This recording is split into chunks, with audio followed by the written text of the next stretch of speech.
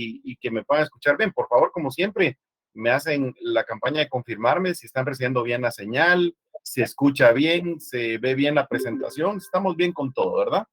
Sí, Lick, buenas tardes. Sí, bien. Muy bien.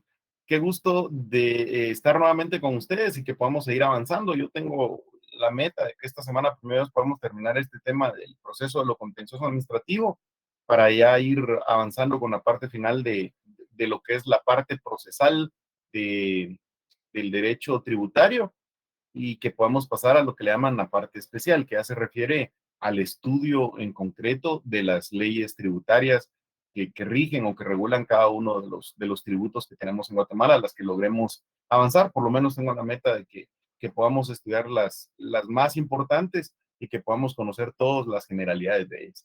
Así que vamos a tratar de avanzar el día de hoy. Ustedes recordarán que en la última clase estuvimos hablando de qué es el proceso de lo contencioso administrativo y cuál es su naturaleza jurídica. Y de hecho, pues cuando hicimos una definición inicial del contencioso, decíamos de que el contencioso se define como un proceso de conocimiento y de única instancia a través del cual pues sometemos a un tribunal, en este caso al Tribunal de lo Contencioso Administrativo, un conflicto, una controversia que ha surgido entre dos partes, que en este caso es el contribuyente, el particular o el administrado, que en este caso como es derecho tributario le llamamos contribuyente, y por el otro lado pues es la administración pública, que sería en nuestro caso derecho tributario la administración tributaria. Eso sí, el contencioso únicamente puede ser promovido después de que hemos agotado la vía administrativa, cuando ya la administración tributaria emitió una resolución en la que manifestó la voluntad del Estado en cuanto a la determinación de la obligación tributaria, cuánto es lo que puede pagar o lo que debe pagar el contribuyente. El contribuyente no está de acuerdo con eso, pide todavía su revisión a través del recurso de revocatoria que tuvimos también la oportunidad de estudiarlo, se recordarán ustedes. Y cuando el tribunal administrativo, tributario y aduanero resuelve ese recurso y de alguna manera la resolución que el tribunal emite le es desfavorable al contribuyente, el contribuyente puede decir, bueno, como ya resolvieron el recurso administrativo, con esto agotamos la vía administrativa. Yo no estoy de acuerdo con esa resolución, creo que esa resolución violenta los principios que rigen al derecho tributario, creo que la administración tributaria está incurriendo en un abuso de autoridad, en una arbitrariedad, y por lo tanto me voy a pelear con la administración tributaria, la voy a demandar, la voy a llevar a tribunales para que esta controversia, este conflicto, lo resuelva el Tribunal de lo Contencioso Administrativo. Ahí es cuando cambiamos y pasamos de la vía administrativa a la vía judicial y demandamos a la administración tributaria en un proceso de lo contencioso administrativo que a través de una serie de fases va a permitir que el tribunal pues resuelva ese conflicto, verifique si efectivamente la resolución respeta todos los principios del derecho tributario, fue emitida conforme a derecho o si por el contrario esa resolución violenta alguno de los principios y la podrá modificar, la podrá revocar o incluso la podrá confirmar dependiendo el caso en concreto. Así que si hablamos o examinamos su naturaleza jurídica, les decía yo la clase anterior, en cuanto a la naturaleza jurídica del contencioso, la doctrina es unánime en considerarlo un proceso de conocimiento de única instancia y que normalmente el contencioso, como regla general en el derecho administrativo, es un proceso que carece de efectos suspensivos, que fue lo último que estuvimos hablando o discutiendo. Es decir, el planteamiento de un contencioso no suspende el cumplimiento de la resolución administrativa que ha sido emitida y que generó la controversia, salvo, yo diría, dos excepciones que vimos en la clase pasada. La primera de ellas es cuando la, eh, el Tribunal de lo Contencioso Administrativo, al emitir la resolución que admite para su trámite el proceso de lo contencioso, lo admite para su trámite y ordena o resuelve que ese contencioso en concreto va a producir efectos suspensivos porque considera necesario que la resolución administrativa no surta sus efectos, no produzca sus efectos hasta que se resuelva el contencioso. Pero eso es una decisión del Tribunal de lo Contencioso. Desde luego, las partes se lo solicitan, se lo promueven, pero en todo caso es una decisión del Tribunal de lo Contencioso.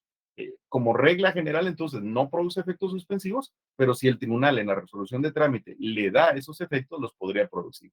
Y la segunda excepción, que es la que más nos interesa a nosotros, es la que contempla o se fundamenta en el 221 de nuestra Constitución, que establece un principio constitucional que se llama o se conoce como la prohibición del solve et repet, que era una, digamos, una característica o un principio antiguo que establecía que cuando se iba a discutir a tribunales un tema tributario, pues la administración o el Estado le exigía al contribuyente primero pague el tributo y después discuta en el contencioso lo que tenga. Pague y luego discuta.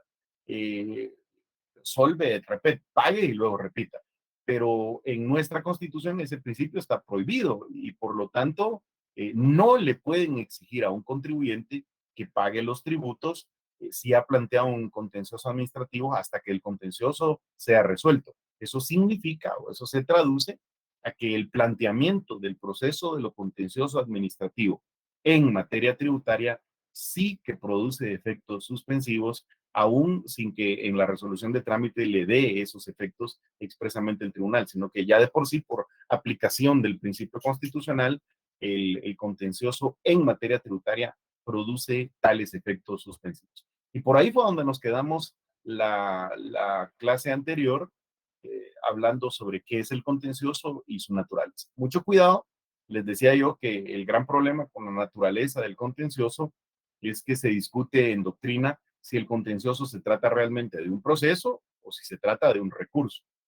Luego de muchas páginas de análisis, los autores siempre son contestes, la doctrina es prácticamente unánime en el sentido de que el contencioso no se trata de un recurso, no es nada más un medio de impugnación que se plantea cuando no estamos de acuerdo con una resolución, sino que reviste todas las características que lo hacen ser un proceso.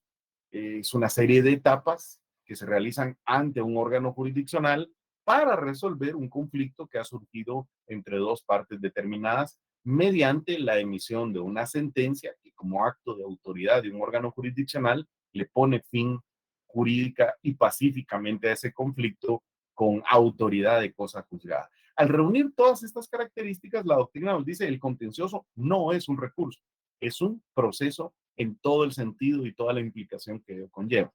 No obstante ello, les decía yo, y pudimos leer ahí en su código tributario, que nuestros legisladores erróneamente lo regularon. Hay artículos de nuestro código tributario que le denominan recurso de lo contencioso administrativo, que es un error desde el punto de vista técnico. No obstante ello, cuando se le pidió al Congreso que lo reparara a través de una reforma, que arreglara ese error técnico y que aclarara de que se trata realmente de un proceso, el Congreso, pues, digamos, en una decisión política, pues simple y sencillamente reformó un artículo y dijo el planteamiento del contencioso administrativo como un proceso o como un recurso, como usted quiera llamarle, no va a afectar su tramitación y su diligenciamiento. Van a tener el mismo significado para los efectos legales. Es decir, desde el punto de vista legal, el contencioso lo podríamos denominar sin ningún problema recurso o proceso de lo contencioso, pero desde el punto de vista técnico, científico, que es el que a mí me interesa que ustedes dominen, que manejen, el contencioso es exactamente un proceso por todas las características que reviste. Por ahí nos quedamos. Quisiera que avancemos el día de hoy, salvo que ustedes tengan alguna duda que me quisieran ir planteando, ¿verdad? Esto ya lo discutimos en la clase anterior. Esta diapositiva se refiere a ese tribunal que conoce el contencioso administrativo. Lo que me interesa el día de hoy es que lo puntualicemos bien y que ustedes lo comprendan. Ustedes recordarán que nuestro sistema de justicia está diseñado, está estructurado a nivel de la Constitución y de la ley del organismo judicial en 4 niveles de conocimiento. Y aquí es importante hacer algunas aclaraciones. Estos niveles no son de jerarquía, sino que son de conocimiento. Es decir, no significa que un órgano sea superior a otro en el sentido de que le pueda dar órdenes o instrucciones sobre cómo debe resolver. Eso no se puede. Se los planteo mejor de otra manera. Um, el principio de independencia judicial nos obliga a entender que para que un órgano jurisdiccional cumpla bien su función de impartir justicia y con ello se garantice el derecho constitucional que tienen todos los habitantes de Guatemala de recibir una justicia pronta y cumplida, es necesario que ese órgano jurisdiccional al momento de tomar sus decisiones, lo puede hacer libremente, sin ninguna presión, sin ninguna coacción, sin ninguna instrucción externa. Yo quisiera que ustedes lo visualicen de esta manera. Para asegurarnos que todos los habitantes reciban o se cumpla hacia ellos el derecho a recibir justicia, regulamos como una garantía de cada juez o cada magistrado que en el momento de tomar sus decisiones no puede ser obligado, coaccionado o forzado a tomar o a decidir de una manera. Eso se llama independencia judicial y es una garantía tanto para el propio juez como para la sociedad de que las decisiones van a ser eso, independientes, y eso garantiza su imparcialidad, su objetividad. El juez, según nuestra Constitución, solamente está obligado a tomar su decisión según su propio entender, su propia interpretación que haga de la ley y de la Constitución. Obviamente, la decisión después de que el juez ya la ha tomado, sí puede ser objeto de una revisión por otro órgano jurisdiccional distinto. Eso es también un derecho humano que tenemos todos, a que las decisiones que afecten nuestros derechos, que han sido tomadas por un órgano jurisdiccional, puedan ser revisadas mediante un recurso ante otro órgano jurisdiccional. Normalmente, entonces, la decisión que toma un órgano jurisdiccional la podemos impugnar y esa impugnación nos llevará a que otro órgano jurisdiccional pueda revisarla, volver a conocer el asunto y volver a resolver. Y por eso es que hablamos, por ejemplo, de un juez de primera instancia y su sentencia puede ser objeto de apelación y la apelación la conoce una sala de la Corte de Apelaciones.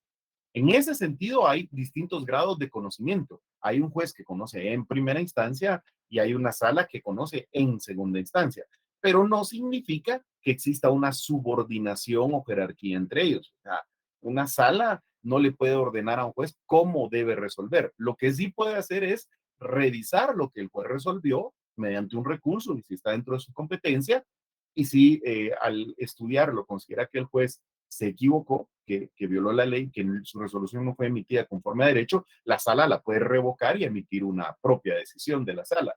Pero esa es una revisión que se hace por un órgano independiente y no necesariamente violenta la independencia. Pues bien, en esta estructura que se crea, tenemos 4 niveles. Está los juzgados de paz, que se encargan de conocer los asuntos a nivel municipal normalmente, y son los asuntos, digamos, más elementales, más en contacto con la población. Luego tenemos un segundo nivel de conocimiento que son los jueces de primera instancia.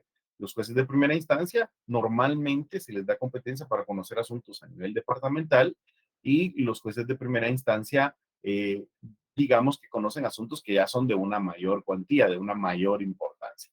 Las decisiones que tome un juez de primera instancia normalmente pueden ser objeto de apelación, y esa apelación permitiría que el expediente sea remitido a otro órgano jurisdiccional, que es una sala de la Corte de Apelaciones, para que revise la decisión que el juez tomó y en su caso la modifique, la revoque o la confirme. También habría que decirlo, las decisiones que el juez de paz emita también están sujetas a ser revisadas a través de la apelación normalmente. Algunas de esas apelaciones las conoce un juez de primera instancia, que mire que es bien curioso. Por ejemplo, hay casos en derecho civil que un juez de paz conoció un juicio, digamos, y el juez de paz conoció ese juicio porque por su importancia, por su cuantía, le correspondía conocer, y lo conoció, digamos, en primera instancia. Aunque es juez de paz, estaba conociendo de un proceso en primera instancia, y la sentencia que ese juez de paz emita se apela, y la apelación la conoce, mire qué curioso, un juez de primera instancia. Hay algunos casos así, que en su momento los podríamos estudiar si ustedes gustan. Hay otros casos que la sentencia que emite el juez de paz es apelada y la apelación la conoce directamente una sala de la Corte de Apelaciones. Entonces tenemos un sistema muy interesante. Lo importante es que ustedes comprendan que hay distintos niveles de conocimiento. Y claro, Arriba, en el máximo nivel de conocimiento, tenemos a la Corte Suprema de Justicia, que conoce normalmente situaciones extraordinarias como recursos de casación o temas de amparos a través de sus distintas cámaras en las que se va conformando. ¿Dónde ubicamos en este esquema, en estos niveles de conocimiento al Tribunal de lo Contencioso Administrativo? Decirle que según lo que establece la Constitución, el Tribunal de lo Contencioso Administrativo está ubicado al mismo nivel que la Corte de Apelaciones. No se considera como parte de la Corte de Apelaciones, sino como que si fuera otro tribunal. En su esquema mentalmente, yo quisiera que lo visualicen de esta manera. Está la Corte de Apelaciones, que para conocer, la Corte de Apelaciones se divide en salas. Normalmente estas salas están estructuradas por materias. Por ejemplo, yo estoy integrando la sala primera de la Corte de Apelaciones del ramo civil. En civil tenemos 5 salas. La sala primera, segunda, tercera, cuarta y quinta. Luego hay salas penales. Está la sala primera de la Corte de Apelaciones del ramo penal. Hay salas laborales. Hay sala primera de la Corte de Apelaciones de Trabajo y Previsión Social. Hay salas de familia, sala primera de la Corte de Apelaciones de Familia. Es decir, ahí se considera que es un solo órgano, la Corte de Apelaciones, y se divide para conocer en salas. A la par de la Corte de Apelaciones y al mismo nivel, con la misma jerarquía o con la misma categoría, encontramos el Tribunal de lo Contencioso Administrativo. Cuando hablamos del tribunal, no le llamamos Corte de Apelaciones, sino que la Corte de Apelaciones está aquí y el Tribunal de lo Contencioso está a la par. Y el tribunal también se divide en salas. De hecho, yo les hice un esquemita aquí de las salas que integran el Tribunal de lo Contencioso Administrativo. Actualmente, como ustedes podrán ver, tenemos 6 salas que integran el Tribunal de lo Contencioso Administrativo.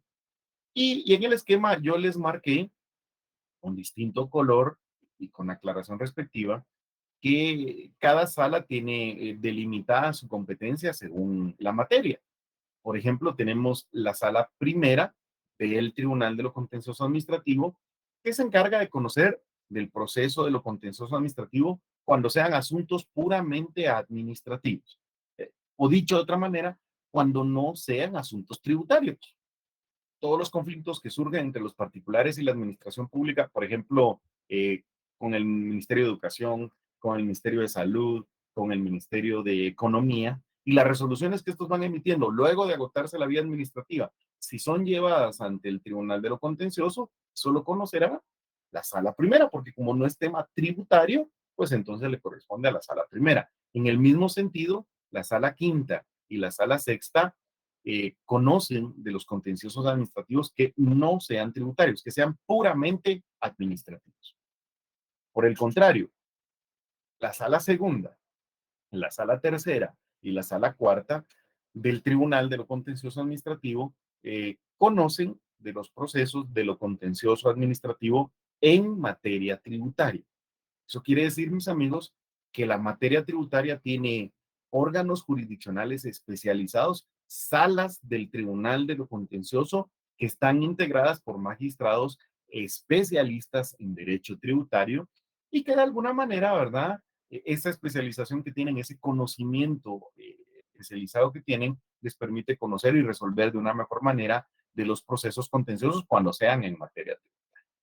Usted dirá, pero ¿por qué desordenado? ¿Por qué dejaron la primera, la quinta y la sexta? ¿Por qué no las pusieron, por ejemplo, las primeras 3 para lo contencioso puramente administrativo y las últimas 3 para lo contencioso tributario? Lo cierto es de que originalmente el Tribunal de lo Contencioso, cuando fue creado, solamente tenía una sala. Digamos, solo se hablaba de la sala del Tribunal de lo Contencioso Administrativo.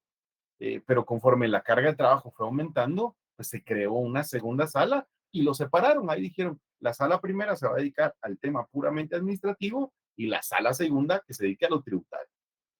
Conforme la carga de trabajo fue aumentando, se dieron cuenta que la mayor parte de los procesos contenciosos administrativos eran en materia tributaria y entonces crearon una tercera sala. Entonces dijeron la primera para lo puramente administrativo, la segunda y la tercera para lo tributario. Y lo mismo ocurrió con la sala cuarta, conforme creció el número de procesos, la cantidad de trabajo, crearon una sala cuarta y la designaron también para conocimiento de temas puramente tributarios. Así funcionamos durante mucho tiempo con 4 salas, una para lo puramente administrativo y 3 para lo tributario, porque la carga era mucho mayor en materia tributaria, hasta que crearon la sala quinta y ahí equilibraron un poco porque ya la carga de trabajo también de la sala primera había crecido demasiado y la destinaron para temas puramente administrativos. Y bueno, en este periodo, hace aproximadamente unos 3 años, habilitaron ya para trabajar la sala sexta y por las cargas de trabajo también la dejaron para lo puramente administrativo, de tal forma que quedó, digamos, en el esquema desordenado, pero es importante que ustedes conozcan. Cada sala, cada una de esas 6 salas que tienen ustedes en el esquema está integrada en la misma forma en la que se integran las salas de la Corte de Apelaciones. Está integrada por 3 magistrados. Los magistrados son electos por el Congreso de la República por un periodo de 5 años, por un proceso que ustedes conocen o han escuchado, que es el de comisiones de postulación, donde pues los profesionales que quieran integrar estas salas se postulan, hay una comisión que verifica requisitos, perfiles, evalúa, califica, y luego esta comisión le propone al Congreso una nómina y de esa nómina el Congreso elige magistrados. Le corresponde entonces a la Corte Suprema, de esos magistrados que el Congreso eligió, seleccionar quienes sean especialistas en derecho tributario y los designa para trabajar en estas salas del Tribunal de lo Contencioso Administrativo. Cada sala entonces tiene 3 magistrados que la integran.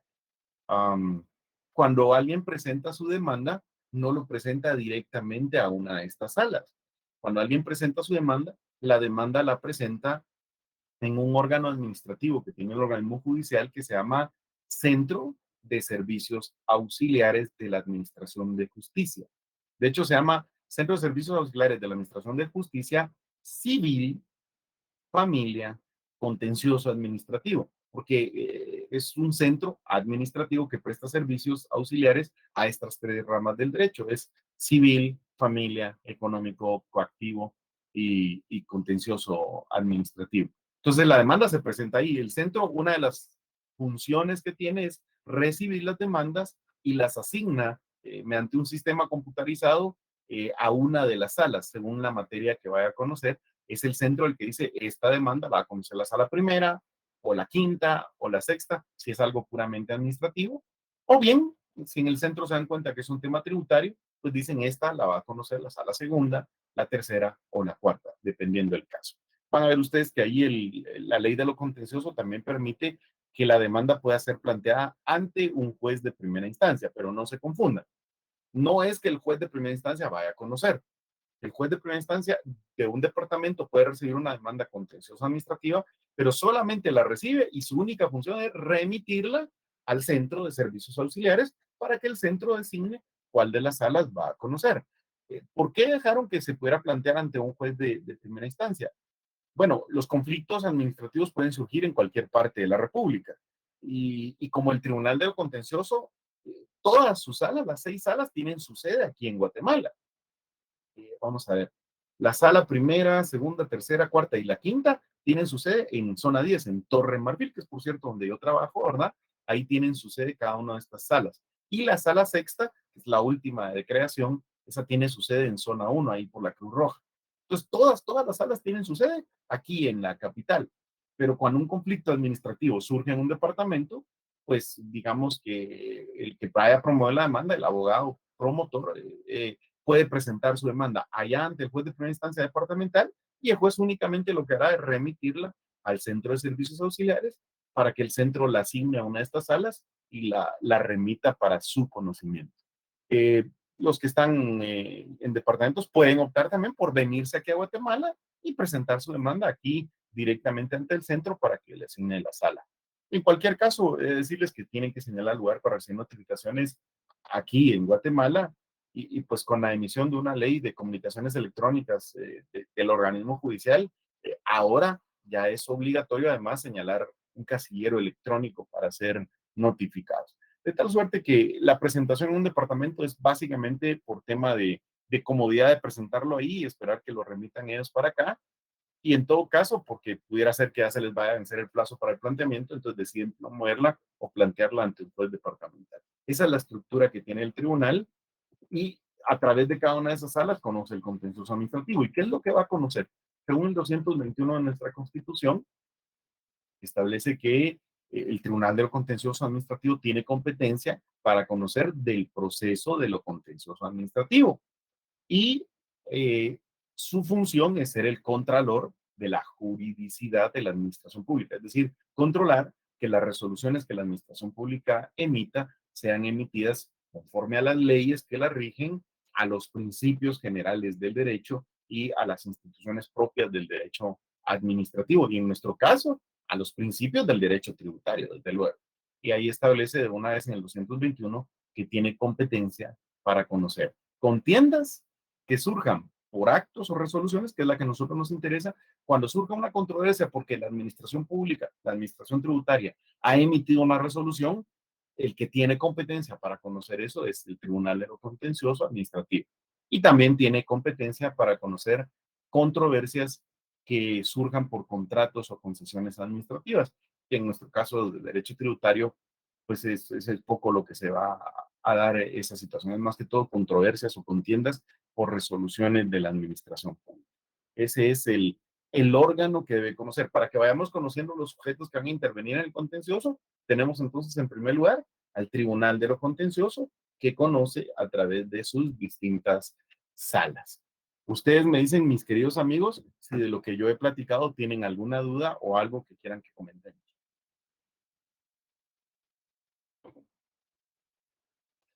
Están muy calladitos hoy. No, licenciado, gracias. ¿Estamos bien? Muy bien. Sí, gracias, licenciado. Pero sí están ahí, ¿verdad? Sí, Lick, aquí estamos. Sí, con esa explicación casi Sí, no Lick, aquí queda estamos. duda, Lick. Aquí estamos, Lick. Qué gusto oírlos. Con esa explicación casi no genera duda, Lick. Gracias, Orlando. Igual saben que al finalizar la clase me recuerdan que quiero comentarles algo, por favor, por si se me llegara a olvidar, me gustaría que platiquemos algún tema que tengo por ahí que transmitirles, ¿verdad? ¿En qué casos procede el contencioso administrativo? A ver, mis amigos, aquí yo quisiera que primero nos enfoquemos en el 221 de la Constitución. Yo le pediría a alguno de ustedes que si me hace favor de darle lectura al 221, que yo ya lo he comentado, pero para que me vayan ayudando. Eric, tal vez usted me hace favor. Está bien, licenciado. Artículo 221 de la Constitución. Dice Tribunal de lo Contencioso Administrativo. Su función es de controlar de la juridicidad de la administración pública. Les haga la pausa. Le voy a corregir porque no lo leyó bien. Le voy a corregir. Su función es de contralor de la juridicidad de la administración pública. Ajá, y tiene atribuciones para conocer en caso de contienda por actos o resoluciones de la administración y de las entidades descentralizadas y autónomas del Estado. Una pausa ahí, Eric, por favor. Espere.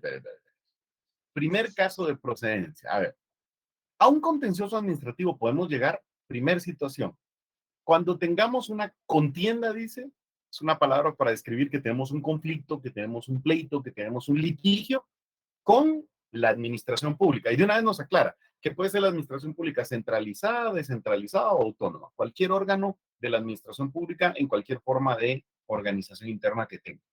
Pero esa controversia, ¿de dónde surgió? Nos dice ahí, la contienda surgió por actos o resoluciones de la administración pública. Yo necesito recordarles un poco ahí de sus cursos o de sus clases de derecho administrativo.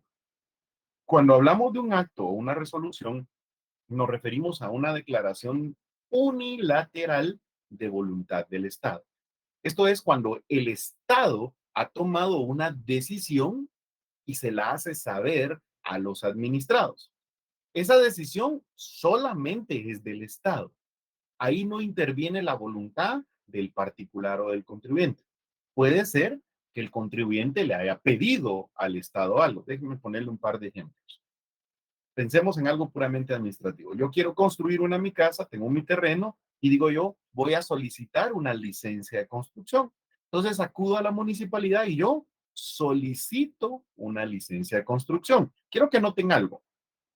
Hacer una solicitud no es una declaración de voluntad. O sea, yo no estoy diciendo hágase o se prohíbe o no permito. No. Hacer una solicitud solo es eso. Decirle al órgano, quiero construir solicito que me autoricen esa construcción. ¿Me van siguiendo? La municipalidad pues le dará el trámite que corresponde a esa licencia. Tiene que haber un reglamento que regule los requisitos, el procedimiento, el trámite a seguir. Y después de seguir ese procedimiento, la municipalidad emite una resolución. A eso quiero que le pongan atención. Esa resolución es es un acto administrativo en el cual la municipalidad dice, se autoriza a Estuardo Castellanos para construir en tal lugar según tales planos. O bien puede decir, se deniega la licencia de construcción a Estuardo Castellanos por no cumplir con tal y tal requisito.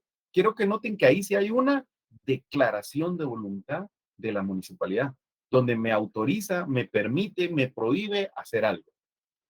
A eso le llamamos acto administrativo o resolución administrativa. ¿Están siguiendo? Lo mismo podría pasar, ¿verdad? Con cualquier órgano de la administración pública, incluso con la Superintendencia de Administración Tributaria. Yo presento una declaración jurada de mi impuesto sobre la renta, la administración tributaria revisa esa declaración y me dice, no está bien hecha, le hago reparos. Me da audiencia, ¿se recuerdan? Yo me pronuncio en audiencia, puedo ofrecer pruebas y al final emite una resolución administrativa donde dice el impuesto sobre la renta que Estuardo Castellanos tiene que pagar en el año 2022 es el siguiente y fija un monto. Esa es una declaración de voluntad del Estado. Esa es una resolución. Claro, recuérdense que esa resolución ahí todavía yo puedo pedir que la revise la propia administración pública a través del planteamiento de un recurso administrativo. El planteo revocatoria, con revocatoria se recordarán ustedes que el expediente es remitido al Tribunal Administrativo Tributario de Aduanero y lo conoce y decide.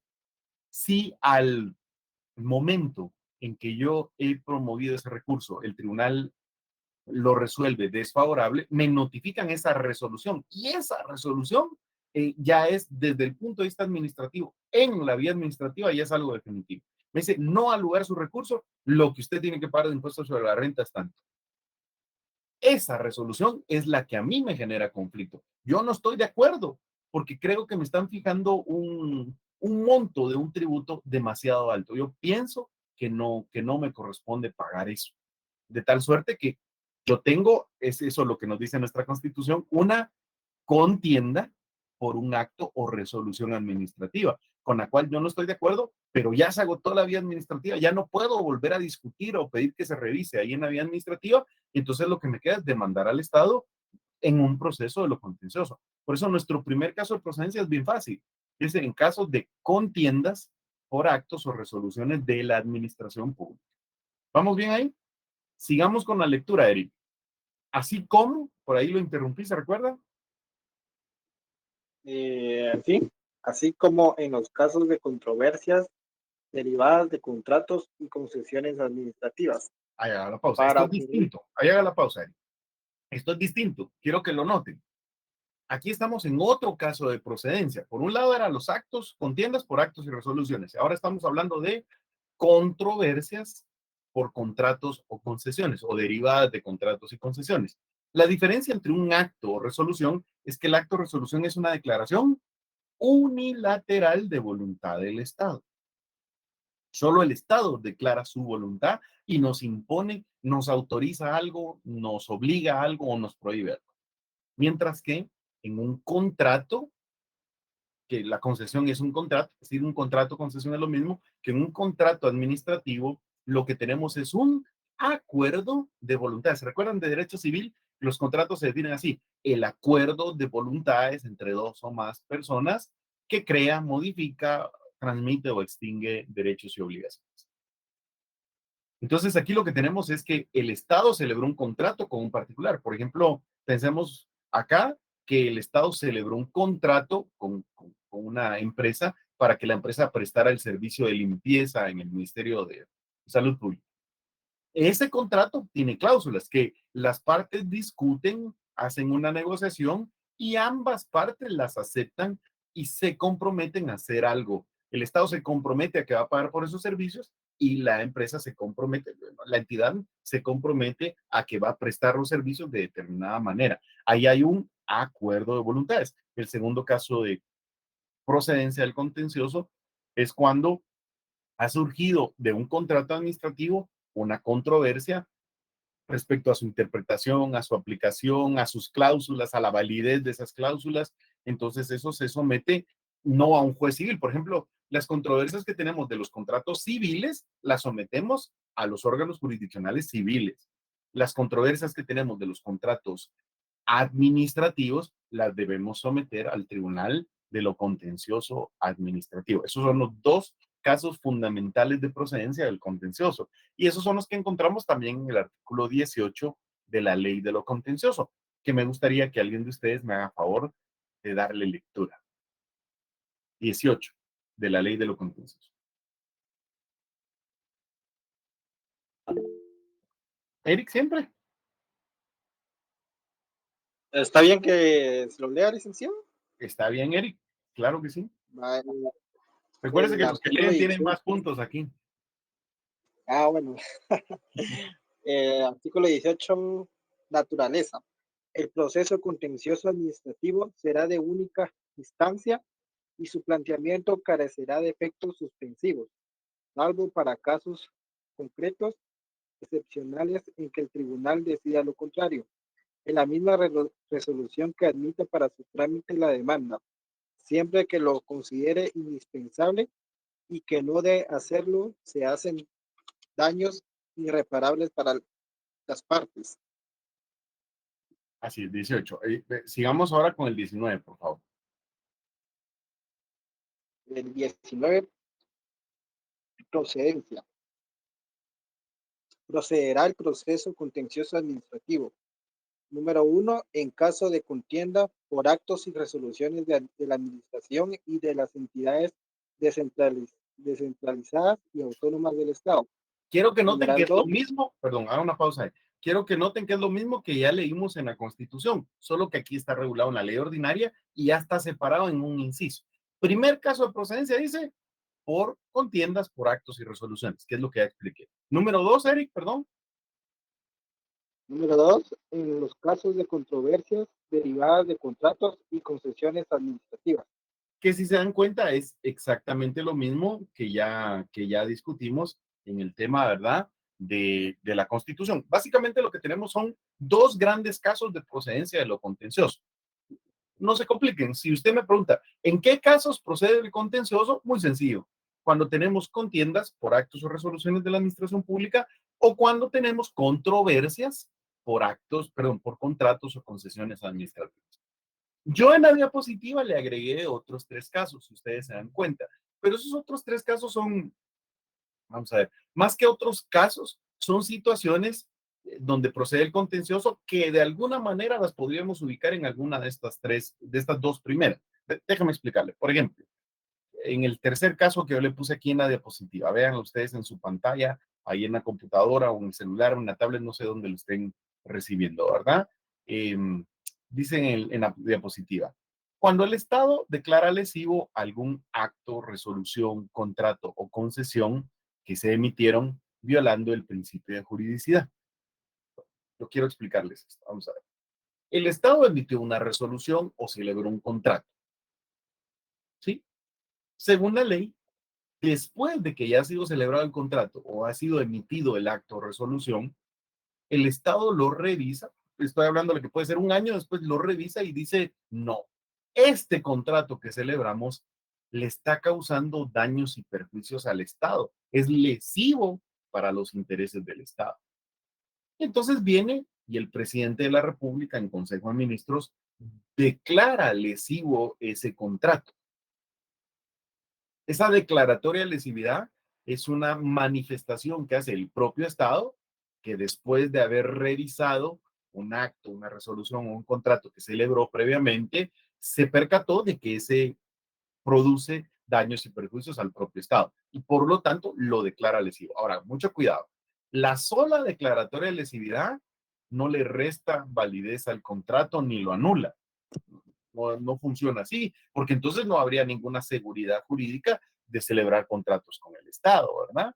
No, la declaratoria de lesividad lo único que hace es permitir que el Estado demande al particular, a la otra parte de ese contrato, ante ante el Tribunal de lo Contencioso Administrativo en una de sus salas, y en el juicio el Estado demuestre que esa declaratoria de lesividad que hizo es cierta. O sea, el Estado tiene que probarle al tribunal que efectivamente el contrato celebrado le causa daños y perjuicios.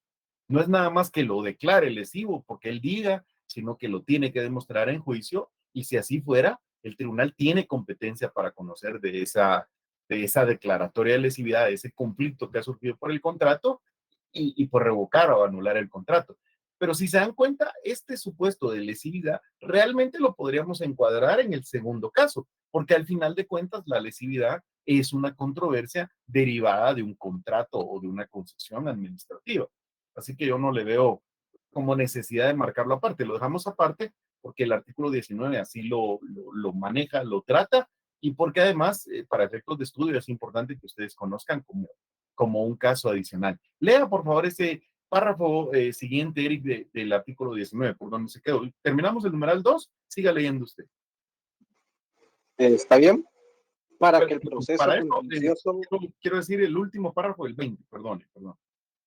último párrafo del 20. Sí. Dice, si el proceso es planteado por la administración por sus actos o resoluciones, no será necesario que concurran los requisitos indicados, siempre que el acto o resolución haya sido declarado lesivo para los intereses del Estado, en acuerdo gubernativo emitido por el presidente de la República en Consejo de Ministros. Esta declaración solo podrá hacerse dentro de los 3 años siguientes a la fecha de la resolución o acto que la origina. Ahí tienen la declaratoria de lesividad. Eso se considera otro caso de procedencia del contencioso, pero insisto, realmente es una controversia derivada de un contrato o concesión. Así que solamente es de tratar la parte para efectos de estudio, para efectos académicos. Y entender que la declaratoria de lesividad produce un contencioso bien curioso, bien extraordinario. Y yo les explico por qué. Normalmente en un proceso de lo contencioso, la parte actora es el particular, el contribuyente al cual la resolución le perjudica. Y es el contribuyente el que demanda al Estado. El 99% de los contenciosos es el particular contra el Estado, actor demandado del Estado. En este caso es la única situación en que se invierten esos papeles. Y aquí es el Estado el que demanda al particular. El Estado es el actor y el demandado es el particular que celebró el contrato, el cual el Estado considera lesivo, lo ha declarado lesivo como le dio ayer, que en un acuerdo emitido por el presidente de la República en el Consejo de Ministros, y por lo tanto el Estado demanda al particular en el contencioso con la intención, insisto, de probar en el contencioso de que efectivamente ese contrato es lesivo. O sea, no basta con decirlo, sino que hay que probarlo, y entonces en sentencia el tribunal podrá dejar sin efecto el contrato, rescindirlo, dejarlo sin efecto de alguna manera. Si me van siguiendo, no funciona solo con la simple declaratoria, sino que es necesario además la demanda. El otro supuesto que yo les coloqué ahí es lo que se llama un silencio administrativo adjetivo negativo. Sé que suena como muy enredado, pero es muy fácil de explicar. Aquí lo que ocurre es lo siguiente, mis amigos. La administración pública, el Estado, emitió una resolución que yo no estoy de acuerdo con ella, que yo creo que violenta mis derechos, y la impugné con recurso administrativo. ¿Se recuerdan? El primer paso siempre es impugnarla con recurso administrativo. De hecho, les hago una advertencia de una vez. Si el Estado me notifica una resolución administrativa y yo no planteo el recurso administrativo en el plazo que tengo para promoverlo, si yo no la impugno en la vía administrativa, debemos entender que como no la impugné, significa que estoy de acuerdo con la resolución. Se considera que la resolución, al no ser impugnada, adquiere firmeza. Y entonces, como no la impugné en la vía administrativa, ya no puedo venir al contencioso.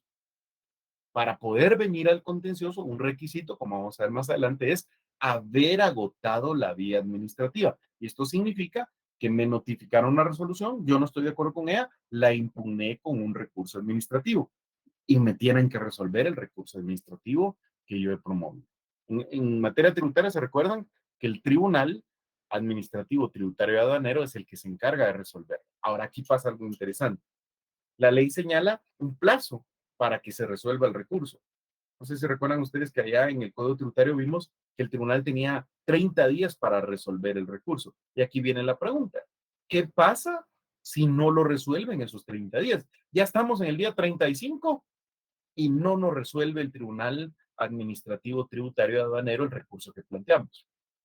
Ahí, mis queridos amigos, el mismo Código Tributario regula que si el órgano no resuelve el recurso en el plazo que la ley señala, se da un silencio administrativo. Se llama adjetivo porque es en el trámite de un recurso. Cuando el silencio se da en el trámite de un recurso administrativo, se le llama silencio administrativo adjetivo. Y le llamamos negativo por lo siguiente. La ley establece que la falta de resolución del órgano debemos considerarla como que si nos hubiera resuelto desfavorablemente. Es decir, no nos resolvió en el plazo que teníamos. Pues esa falta de resolución se toma o se debe tomar como que si nos hubiera resuelto desfavorablemente. Eso se llama silencio administrativo adjetivo negativo. ¿Y qué hacemos frente a ese silencio? Si ya pasaron 30, 40 días y no me resuelven, yo digo, pues doy como que me resolvieron desfavorablemente. Y como estoy dando como que si me hubieran resuelto desfavorablemente, lo que puedo hacer es acudir al contencioso administrativo, porque nuevamente tengo una contienda por un acto o resolución de la administración pública que no fue solucionada en la vía administrativa. Me vengo al contencioso. Es otro caso de procedencia, pero realmente se puede encuadrar, se puede enfocar en el primero de ellos, porque al final es una contienda por actos y resolución. Tengo otra opción, ¿oyeron? Frente a ese silencio, o sea, no me resuelven en los 30 días y yo digo, pues puedo dar por resueltos favorablemente e irme al contencioso, pero no quiero hacer eso. Yo lo que quiero es obligarlos a que me resuelvan. Pues entonces la otra alternativa que tengo es presentar un amparo para que un tribunal de amparo le ordene al órgano resuelva el recurso, porque es su obligación resolverlo. Le doy un plazo de 5 días para que resuelva el recurso. Y normalmente el órgano va a resolver, porque incluso si no resuelve estaría incurriendo en una desobediencia al tribunal de amparo, ¿oyeron? Pero mire que hay órganos que son necios, digo yo. A pesar de que el tribunal de amparo le ordenó que resolviera el recurso, pues dicen no lo resuelve y no lo resuelve. En ese supuesto, según la ley de amparo, también puedo considerar que me resolvió desfavorablemente y venirme a un proceso de lo contencioso administrativo. Sería otro caso de procedencia. Por eso ustedes tienen en la diapositiva 5 casos de procedencia, pero esos 5 casos se pueden resumir o integrar en únicamente en dos. 2 casos son los importantes, que son las contiendas por actos y resoluciones de la administración pública y las controversias por contratos y concesiones administrativas. Ustedes me dirán, mis queridos amigos, si han captado bien todo esto, porque aquí hay muchos conceptos que yo supongo que ya los conocen de derecho administrativo, de derecho procesal administrativo e incluso de derecho procesal constitucional. Y sin embargo, pues he tratado de hacer alguna explicación muy breve como para recordárselos, pero de todos modos, si ustedes tienen alguna duda de los casos de procedencia, por favor, no duden en preguntarme, ¿verdad? Avanzamos. O seguimos calladitos. Todo bien, Lick. Gracias. Muy bien. Sigamos entonces. Esos son los casos en los que procede un contencioso administrativo. El artículo 21 regula ahora las excepciones. ¿En qué casos no procede un contencioso administrativo? A ver, aquí lo que tenemos, mis amigos, es que también, ¿verdad? Hay una controversia por un contrato o concesión o hay una contienda por un acto o resolución y ya agotamos la vía administrativa. Digamos que lo normal, la regla general es como ya se agotó la vía administrativa, nos vamos a ir a lo contencioso administrativo. Pero la ley señala, en estos 5 casos no se puede venir al contencioso. Vamos leyendo uno por uno. Alguien que me haga favor de leer el artículo 21. Shirley, ¿me hace favor usted? Sí, licenciado. Gracias. Artículo 21. Improcedencia. El Sí. contencioso administrativo es improcedente. Sí. 1. En los asuntos referentes al orden político, militar o de defensa, sin perjuicio de las indemnizaciones que procedan. Haga una pausa ahí, por favor, Gil. ¿Sí? Pues para que él lo explique. A ver, nosotros tenemos muchas situaciones de derecho administrativo que se pueden dar en el orden político, en el orden militar o en asuntos de defensa nacional. Por ejemplo, hablamos ahí del Ministerio de la Defensa o del Ministerio, ¿verdad? O del Ejército en concreto. Pero quedémonos con el orden político, que es como que lo más normal. Pensemos ahí, mis amigos, que, vaya, pensemos que hay un grupo de personas que están formando un partido político y dentro hicieron su procedimiento, solicitaron la inscripción en la constitución del partido y el registro de ciudadanos le resuelve desfavorablemente. Les dice, ustedes no cumplen con los requisitos para ser partido político y por lo tanto les deniego la inscripción. Como todas las resoluciones administrativas, esta también está sujeta a control. Esta está sujeta a que le podamos impugnar con un recurso administrativo. Y entonces viene este grupo de personas y plantea un recurso administrativo que conoce, por cierto, el Tribunal Supremo Electoral. Estamos siempre en la vía administrativa, solo que ahora estamos en la vía administrativa en un asunto del orden político. ¿Me van siguiendo? El Tribunal Supremo Electoral conoce el recurso y lo declara sin lugar. Dice, no, ustedes no ven los requisitos y se les deniega la inscripción. Confirmo la resolución del registro de ciudadanos. Ahí se agota la vía administrativa. Y lo normal es que una vez agotada la vía administrativa, si tenemos alguna contienda con la administración pública, la demandemos en un contencioso administrativo. Pero aquí, como es del orden político, no procede contencioso administrativo. Claro, la pregunta que ustedes me tendrían que hacer sería, bueno, y si no procede contencioso, ¿qué puedo hacer? Porque ahí se agotó la vía administrativa y ya no hay vía judicial, el contencioso de una vez excluido por la ley. Entonces, si usted cree que a este grupo de personas que pusimos en el ejemplo se le está violentando algún derecho, pues lo único que le queda acá es promover un amparo, porque cree usted que le están violando algún derecho y ya no hay otra forma en la vía ordinaria, en la legislación ordinaria, para poder defender o proteger ese derecho. Entonces lo que le queda es únicamente acudir al amparo. Pero al contencioso no puede, porque el artículo 21 establece expresamente que el contencioso no procede en los asuntos del orden político, militar o de defensa. ¿Vamos bien ahí? Segundo, Gili, usted nos ayuda. Segundo, en asuntos referentes a disposiciones de carácter general sobre salud e higiene públicas, sin Gracias. perjuicio, Sí, perdón. Diga. Sin sin perjuicio. perjuicio de las indemnizaciones que procedan. Sí. Esto es muy raro verlo, oye, pero se podría dar. Y de hecho el año pasado nos planteamos ya por primera vez la posibilidad de que qué hacíamos frente a esto. No sé si ustedes en algún momento lo pensaron, pero cuando empezó el tema de la pandemia, no sé si recuerdan las primeras conferencias donde pues se veía, yo recuerdo re bien, se veían en la televisión las noticias de una pandemia que pintaba que era muy violenta, o sea, se veían noticias de China donde un montón de gente enferma, muerta, yo no sé si se recuerdan de eso. Y eso generó un poco de temor, bueno, un poco, no, muchísimo temor en la población. Y luego, pues cuando ya se empiezan a oír los primeros casos en América, cada vez se oía un poco más de temor y poco a poco se recuerdan ustedes que ya surgió uno en Estados Unidos, uno en Canadá, uno en México y de repente ya tenemos el primer caso de COVID en Guatemala. Como a los 2 días recuerdo yo que sale el presidente dando una conferencia y dice, bueno, tenemos una pandemia, es una enfermedad que no conocíamos, que no hay tratamiento, que no hay vacuna previa y que, pues, que es muy contagiosa. Incluso puede llegar a ser mortal. Tal vez la mortalidad no es tan alta, pero el nivel de contagio que produce puede generar una situación de higiene, de salud pública muy grande. Y entonces, recuerdan ustedes, el presidente emite un acuerdo gubernativo donde dice, como presidente emitimos las siguientes disposiciones. Y dispusieron ahí, por ejemplo, que nos dejaban encerrados, que se limitaban temas de reuniones públicas y todo eso. Pues digamos que pensándolo de alguna manera, si uno no estaba de acuerdo con esas resoluciones, la podía impugnar en la vía administrativa con un recurso administrativo de la ley de lo contencioso. En este caso sería reposición por ser disposiciones del presidente, usted plantea el recurso. Y lo conoce el propio presidente y lo hubiera declarado sin lugar seguramente. Y entonces ahí la situación sería, bueno, ya agotamos la vía administrativa y ahora, ¿a dónde vamos?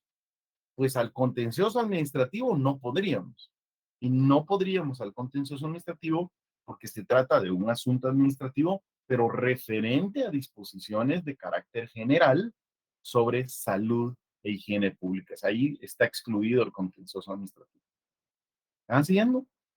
Tercer caso, Chile. 3. En los asuntos que sean competencia de otros tribunales. Claro, mira, el artículo solo dice así, asuntos que sean competencia de otros tribunales. Yo les puse un ejemplo aquí. Un ejemplo es el tema del despido de servidores públicos. Le cuento. Cuando alguien trabaja para el Estado en relación de dependencia, se le denomina servidor público. Ahí se rige esa relación por la ley del servicio civil. Y la ley del servicio civil, como siempre, mis queridos amigos, establece, ¿verdad?, que frente a una resolución administrativa, por ejemplo, digamos que yo soy trabajador del Ministerio de Finanzas y de repente me notifican una resolución del ministro de Finanzas donde me destituyen, me despiden. Yo no estoy de acuerdo con esa resolución. ¿Qué hago? Lo de siempre, mis amigos, planteo un recurso administrativo contra esa resolución.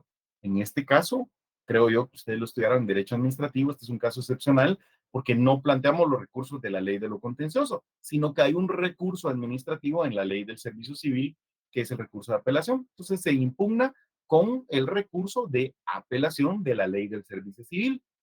Y lo conoce, pues arriba, ¿verdad? En este caso lo conoce la Oficina Nacional de Servicio Civil. Cuando la Oficina Nacional de Servicio Civil me resuelve sin lugar mi recurso, ahí se agota el recurso administrativo y se agota la vía administrativa. Y lo normal es que al agotarse la vía administrativa, acudamos al contencioso administrativo. Pero en este caso, no, porque la ley señala que las situaciones de despido de servidores públicos no son competencia del Tribunal de lo Contencioso, aunque se hayan hecho a través de una resolución administrativa y se hayan confirmado a través de una resolución de un recurso administrativo, por tratarse de un tema laboral, de un tema de servicio civil, eso es competencia de otro tribunal. Eso le compete a un tribunal de trabajo y de previsión social. Así lo regula el artículo 80 de la ley del servicio civil. Entonces ahí no procedería un contencioso, sino que ahí demandamos en un juicio ordinario al Estado, ¿verdad? Según la ley del servicio civil. Una situación similar encuentra usted cuando hay resoluciones administrativas que el Instituto Guatemalteco de Seguridad Social emite en temas de seguridad social, de prestaciones, de pensiones, del IX. Esas resoluciones se impugnan con un recurso que se llama apelación, que está en el artículo 52 de la ley del IX, y agotada la vía administrativa, no podemos ir al contencioso, porque eso no es competencia del contencioso, hacer un tema de seguridad social, eso la ley señala, eso es competencia de los tribunales de trabajo y previsión social. Y entonces nos vamos allá en una demanda en un ordinario laboral contra el IX en un tribunal de trabajo. Por eso dice, los asuntos que sean competencia de otros tribunales, yo le puse ahí 2 ejemplos, ¿verdad? 4, Shirley. 4. En los asuntos originados por denegatorias de concesiones de toda especie, salvo lo dispuesto en contrario por leyes especiales. Así es, Shirley. Y además agradezco mucho cómo lo leyó. ¿Vieron? Ella hizo énfasis. Denegatorias, ¿no? Muy bien, Shirley. Aquí lo que nos está diciendo es, para los que se recuerdan, los que estuvieron en clase el semestre pasado, cuando en un proceso de licitación se hace un proceso para licitar una concesión de un servicio público, ofertan 5 empresas, por dar un ejemplo, y de las 5 empresas viene el Estado y le adjudica a la empresa número 1. Y por lo tanto, al adjudicarle a la empresa número 1, eso significa que le deniega la concesión a las otras 4 empresas. Estas 4 empresas podrán impugnar la resolución en la vía administrativa con los recursos de la ley de lo contencioso administrativo, Solo que hay algo especial en cuanto al plazo de plantearlo, porque así lo regula la ley de contrataciones, pero básicamente lo impugnarán con recurso administrativo y una vez agotado el recurso administrativo, eso ya no puede ser sometido a contencioso administrativo.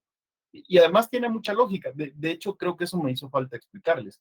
Todos estos casos están excluidos por algún motivo y el motivo muy puntual. El legislador consideró que no podíamos acudir a un contencioso administrativo, que es un proceso de conocimiento que además se puede tardar 3 años o más, ¿verdad?, en tramitarse en asuntos que son tan importantes, tan necesarios, tan urgentes. Y por lo tanto excluyó de la procedencia del contencioso la denegatoria de concesiones administrativas de todas estas. Sara, ¿usted tiene alguna pregunta? ¿Levantó la mano? No le escuchamos, Sara. Nick, disculpe, yo sí tengo una pregunta. Con mucho gusto, Hilda. Díganos. Fíjese que la duda que tengo es por qué en servicio civil sí reinstalan a la gente aunque sea 029. Claro. Pues hemos dado, y yo entiendo que sí es competencia, pero ¿cuál es el argumento? No, ahí sí no. No, bien. Yo les puedo explicar, pero le voy a tratar de resumir mucho porque no tenemos mucho tiempo. Eso realmente es un tema laboral que es fascinante. Oye, a mí me encanta todo eso y pudiéramos platicar mucho tiempo de eso. Pero en resumen, Hilda, ¿verdad? La naturaleza de la contratación que se hace de una persona para prestar sus servicios no la determina el contrato que se firme, ni el renglón presupuestario que se utilice para pagarle. La naturaleza de la contratación de una persona para prestar sus servicios al Estado la determina la forma en que esta persona le presta sus servicios al Estado. A ver, se lo digo mejor de otra manera. ¿Cómo sabemos si la relación que hay entre el Estado y la persona que está prestando sus servicios es una relación laboral de servicio civil o es una relación civil de servicios profesionales? ¿O es una relación civil de servicios técnicos? ¿O es una relación mercantil en este caso, ¿verdad?, de prestación de servicios mercantiles?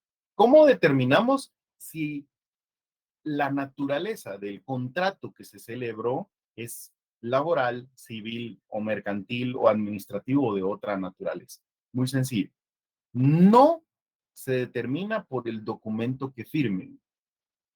No se determina por el documento que firme. La naturaleza se determina por la manera en que se prestan los servicios. Si los servicios, la persona los está prestando con ciertas características que establece el Código de Trabajo y la Ley de Servicio Civil, que yo le resumo, esas características es que existe entre esta persona y el Estado un vínculo económico jurídico, que en virtud de ese vínculo la persona le presta sus servicios al Estado personalmente, y la prestación de servicios la hace bajo la dependencia continuada del Estado. Esto significa que el Estado es el que le proporciona a la persona todo lo necesario para que ésta pueda prestar sus servicios. Esto es, le da una oficina, le da un escritorio, le da una silla, le da una computadora, le da mobiliario, le da equipo, le da útiles, le da papelería. O sea, el Estado es el que le da a la persona lo que la persona necesita para prestar sus servicios y lo hace además bajo la dirección del Estado, o sea, recibe órdenes, recibe instrucciones, tiene horario, está sujeto a seguir la normativa, las reglas e instrucciones que le dé el Estado a cambio de una remuneración. Si se dan todas estas características, sin importar el documento que hayan firmado, la prestación de esos servicios es laboral, es un contrato de trabajo, lo que celebraron, aunque hayan firmado que era un contrato de servicios profesionales. Entonces, ¿qué es lo que pasa, Hilda? Que el Estado contrata personas para que le presten sus servicios de esa manera en relación de dependencia. Contratará, seguramente usted conoce algún caso de alguien que era secretaria en una institución del Estado, o que era técnico, o que era oficinista, o qué sé yo. Pero son servicios que está prestando en relación de dependencia para el Estado.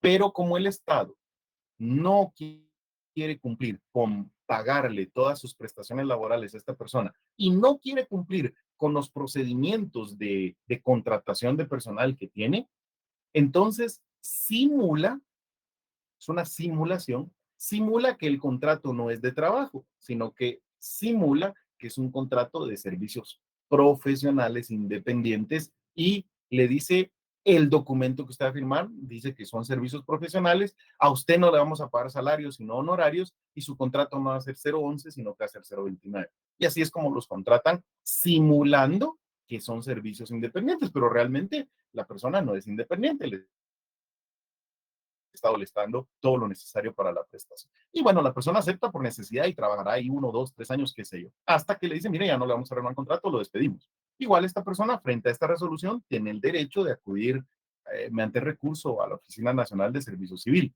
Y la oficina, pues, ha considerado que tiene la potestad de analizar la verdadera naturaleza de la relación y si estima que es una relación laboral, dice, no, aquí no es una prestación de servicios profesionales, esto era una relación laboral y por lo tanto ordeno que lo reinstale. Si la Oficina Nacional de Servicio Civil no lo hace de esa manera, la persona, ahí se agota la vía administrativa y la persona tiene derecho de demandar al Estado. Pero cuidado, ahí no sería a través de un contencioso administrativo, porque como es un tema laboral, ahí sería a través de un juicio ordinario laboral ante un tribunal de trabajo.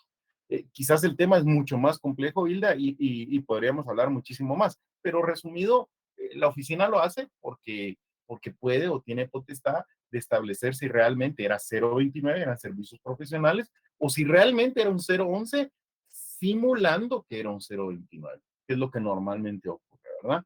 Igual podríamos platicar muchísimo de eso en alguna otra oportunidad. Solo terminemos. Hay un último caso, Shirley. 5. En los asuntos en que una ley excluya la posibilidad de ser planteados en las vías contencioso Yo le puse un administrativas. ejemplo ahí en el Código Municipal. Cuando una municipalidad ha concesionado la prestación de un servicio municipal, se da cuenta que el servicio lo están prestando mal y entonces la municipalidad emite una resolución donde revoca la concesión. Esa resolución la podemos impugnar con recursos administrativos, como siempre. Y ese recurso lo conoce el consejo y lo resuelve. Y ahí se agota la vía administrativa.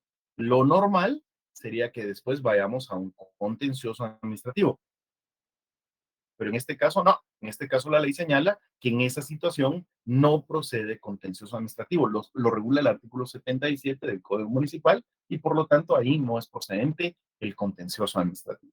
De tal suerte, mis amigos, que tenemos 5 casos en los que no procede el contencioso.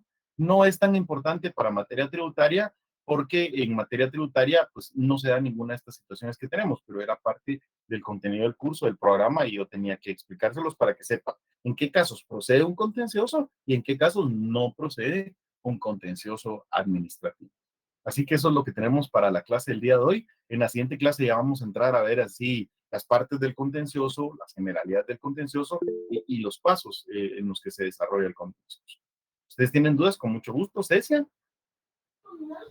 Disculpe, buenas noches. Buenas noches. Mi pregunta es que usted mencionó de que en el primer caso de asuntos militares y políticos, usted estaba mencionando que podría acudir al amparo, pero eso solo es para el primer caso, para los demás no. Vamos a ver, para el primer caso sería acudir al amparo, para el segundo, disposiciones de higiene y salud pública también es amparo, en el tercer caso no, porque en el tercer caso dice es competencia de otro tribunal, eso significa que la ley señala que ese asunto, ese conflicto se va a llevar a otro tribunal y en los 2 ejemplos que yo le puse ahí, el otro tribunal es un tribunal de trabajo, las denegatorias de concesiones sí podría ser un amparo y en el quinto caso que se revoque una concesión, también podría ser un amparo. O sea, yo le diría que mejor la forma de examinarlo es esta. Habría que estudiar, si no procede contencioso, la pregunta sería, ¿y entonces qué procede?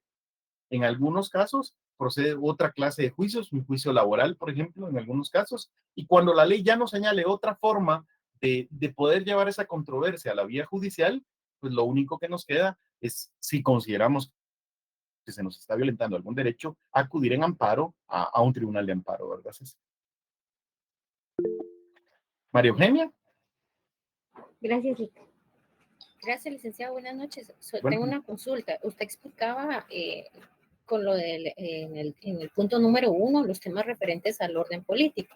Sí. Entonces, yo recuerdo el caso de la UNE, por ejemplo, que tiene ahorita lo de la problemática con las asambleas y que hubo una sala de lo contencioso administrativo que resolvió suspender esas asambleas. Esto se promovió a través de un amparo. Entonces, solo para que me quede claro, en ese caso, como no se puede ir a un proceso contencioso como tal, entonces en ese caso se procedió directamente con un amparo ante la sala de lo contencioso administrativo.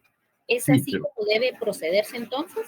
Sí, así es, María Eugenia, es correcto lo que usted dijo, pero por favor tomen en cuenta esto. Yo no sé qué tanto estudiaron ustedes en procesal constitucional, pero ahí efectivamente quien está conociendo es una sala del Tribunal de lo Contencioso, pero no está conociendo en su calidad de Tribunal de lo Contencioso, sino que como lo que le presentan es un amparo, lo que hace la sala es constituirse en Tribunal de Amparo y conoce del amparo conforme la ley de amparo y los principios del derecho constitucional. Es decir, realmente lo que deberíamos de ver ahí es que quien está conociendo es un tribunal de amparo. ¿Qué tribunal está conociendo? Pues está conociendo una sala del Tribunal de lo Contencioso Administrativo constituida en tribunal de amparo. Y obviamente ahí no conoció un contencioso, ni aplicó las reglas ni el procedimiento de la ley de lo contencioso. Ahí conoció como tribunal de amparo y aplicó la ley de amparo y los principios del derecho constitucional. Y eso quizás lo puede confundir a uno, pero lo que tiene que tener claro ahí es que la calidad en la que estaba conociendo, la ley que estaba aplicando y los principios que estaban aplicando son puramente de derecho constitucional. Pero es correcto lo que usted dice, María. Ahí lo que pasó fue que se emitió una resolución del registro de ciudadanos, la impugnaron en la vía administrativa, resolvieron desfavorable y se agotó la vía administrativa. Y entonces acudieron a al Tribunal de Amparo, que en este caso fue una sala del Tribunal de lo Contencioso. Gracias, licenciado. Bien, si ustedes no tienen otra pregunta, yo, como les había dicho, tengo por ahí un asunto que les quiero comentar. Básicamente es muy sencillo. Lo que les quería yo comentar es que quisiera conocerlos personalmente. Me pasó esta semana ya con 3 de amigos del curso que me los encontré por ahí en la calle, en tribunales, en el elevador, y me saluda, me dice, Lee, ¿qué tal? ¿Cómo está? No me reconoce. Yo le digo, mire, qué pena, no, yo estoy recibiendo clases con usted, pero la verdad es que muy triste, pero no los conozco porque yo de ustedes lo que miro aquí nada más son fotos ahí, ¿verdad? En la pantalla, y a veces las fotos están como muy alejadas, no los puedo ver bien. Entonces, la verdad es que me gustaría conocerlos. Yo les quiero proponer, a mí me gustaría que hiciéramos una clase presencial. Yo programaría algún lugar que sea apropiado, pienso yo, que de repente la propuesta que les tengo es que hagamos una clase adicional que sea presencial porque quiero conocerlos y yo les propondría que la hiciéramos sábado por la mañana. Yo los invitaría a que desayunemos y discutamos algún tema. Yo prepararía qué tema pudiera ser siempre dentro del curso, ¿verdad, mis amigos? Pero me gustaría saber más o menos como cuántos sí asistirían, sí les interesaría. Entonces ahí en el chat, no sé si se dieron cuenta que les dejé un enlace para un formulario de Google Forms. Me gustaría que quienes estén interesados en que podamos recibir esta clase adicional o extra de forma presencial, por favor que se inscriban. Yo la programaría y les digo más adelante en qué fecha. Básicamente lo que sí les digo es que yo por cuestiones de tiempo y de todo la haría un sábado temprano, porque además es cuando tenemos un poquito menos de tráfico, ¿verdad? Y es cuando yo puedo. Y entonces, pues proponerles, ¿va? No es nada obligatorio y si no quieren, pues no hay ningún problema, pero los que quieran, por favor, regístrense ahí en el form para que yo tenga idea de más o menos cuánto y pueda buscar el lugar apropiado. Eso es básicamente, y así pues tengo la oportunidad de conocer a alguno de ustedes. Yo por ahí, mis amigos, me quedo, salvo que ustedes tengan alguna otra duda o algún comentario que quisieran hacer. Lick, disculpe, solo en el repaso general que usted tuvo no subió las diapositivas. Sería tan amable de subirlas, disculpe. Sí, con gusto, aunque no la subí porque como era un repaso, los temas que yo traté en repaso se referían a los temas anteriores, de los cuales sí subí diapositivas. Yo pensaría, Hilda, que le conviene más revisar los videos que yo subí de los otros temas y ahí las diapositivas de cada uno de esos temas. Pero sin ningún problema yo subo también diapositivas de ese repaso. Oye, con mucho gusto. Gracias, Lick. Para servirle. Caroli, ¿usted tenía alguna duda? Sí, Lick, buenas noches. Buenas noches. Solo con una pregunta, ¿será que el enlace que usted mandó por chat lo podría subir a Classroom? Sí, con gusto, yo lo subo. Gracias, Lick. Vaya. Carlos Fabricio.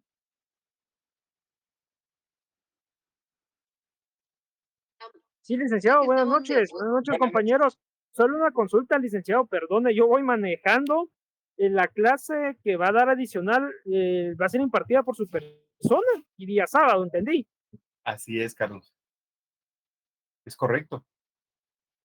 Muchas gracias, licenciado. Sí, miren, básicamente yo lo que quiero es conocerlos, compartir con ustedes. Yo los invitaría a ir a algún lugar a un desayuno y tenemos una clase, ¿no? Una clase normal. No les sé decir qué tema todavía porque depende en qué fecha se haga,